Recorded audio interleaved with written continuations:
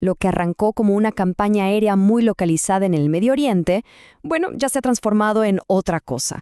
Ahora mismo sus consecuencias se están sintiendo en todo el mundo. Para entender esta crisis global, vamos a desglosarla en 5 claves que son fundamentales. Y es que el impacto, ya es innegable. Esta guerra no solo está moviendo las piezas del poder en la región, está generando unas ondas de choque, tanto económicas como estratégicas, que se sienten a miles y miles de kilómetros de distancia. Para entender bien cómo es que llegamos a este punto, y sobre todo hacia dónde podría ir todo esto, vamos a explorar estos 5 puntos. Empezamos con la situación actual, luego nos vamos un poco para atrás para entender las raíces históricas, después analizamos la estructura de poder de Irán, su capacidad militar, y finalmente cómo todo esto le pega al comercio global. Bien, entremos de lleno. La primera clave es fundamental. Esto ya no es un conflicto limitado a una zona. Se ha transformado en lo que los analistas llaman una guerra multidominio. La escalada ha sido vertiginosa. Por un lado, tenemos a Estados Unidos e Israel lanzando ataques directos dentro de Irán que culminaron en algo sin precedentes, el asesinato del líder supremo, Ali Khamenei. La respuesta iraní, pues, no se hizo esperar. Ataques masivos con misiles y drones contra bases estadounidenses. Y el conflicto no para ahí, ¿eh? Se ha extendido al mar, con buques comerciales en la mira, y ha abierto nuevos frentes en Líbano e Irak. Ahora, la segunda clave. Para comprender la intensidad de este conflicto, es vital saber que no surgió de la nada. Es, en realidad, la culminación de más de 40 años de hostilidad. Todo cambió en 1979. La Revolución Islámica transformó a Irán por completo. Pasó de ser un pilar de la estrategia de Estados Unidos en el Golfo a su principal adversario en la región. Lo que siguió fue una larga guerra fría. O sea, más de 4 décadas de sanciones, operaciones encubiertas y una desconfianza mutua muy profunda que finalmente ha estallado en este conflicto abierto. Y esta frase que está en pantalla es muy, pero muy reveladora. Durante décadas, en los círculos políticos de Washington ha estado dando vueltas una pregunta. ¿Quién perdió a Irán? Y no es una pregunta casual. Para nada. Encapsula esa sensación de un fracaso estratégico monumental y una hostilidad casi fundacional hacia la República Islámica. Avancemos a la tercera clave, que nos lleva justo al epicentro del poder iraní, la figura del líder supremo. Para entender por qué el asesinato de Khamenei es un evento que lo cambia todo, primero hay que entender el inmenso poder que concentraba ese cargo.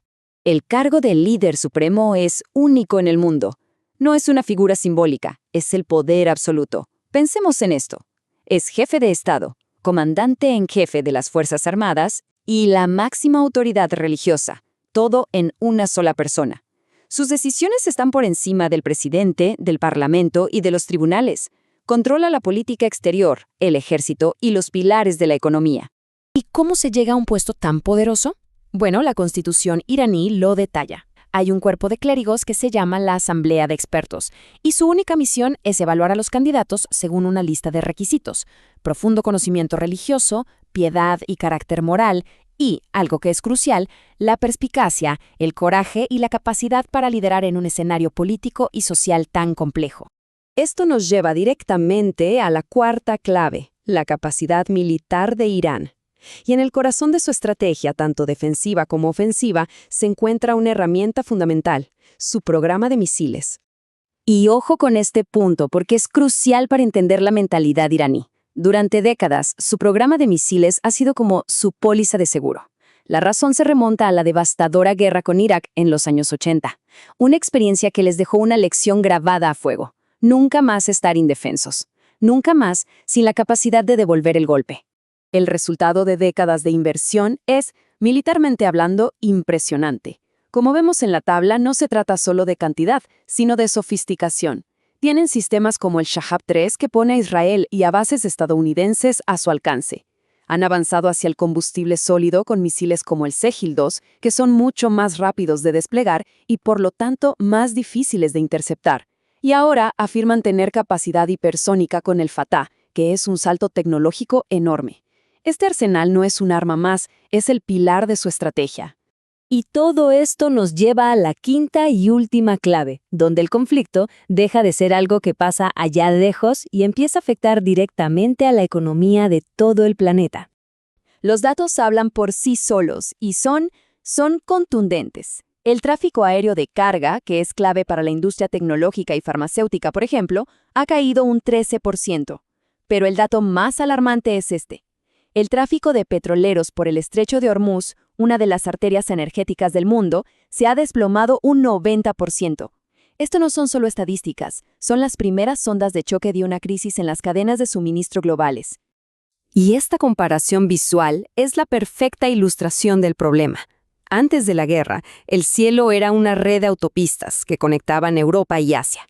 Ahora, con el espacio aéreo ruso y del Golfo cerrados, todo el tráfico tiene que pasar por un único y peligrosamente estrecho corredor sobre el Cáucaso.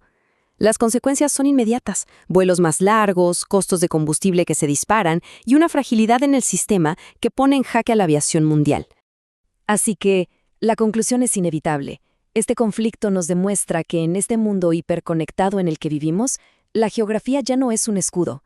Las ondas de choque de una guerra regional ya no se detienen en las fronteras, viajan a la velocidad del comercio y la logística, afectando a todos. Lo que nos deja con una pregunta final, y quizá la más importante de todas. ¿Queda realmente algún conflicto que pueda considerarse puramente local?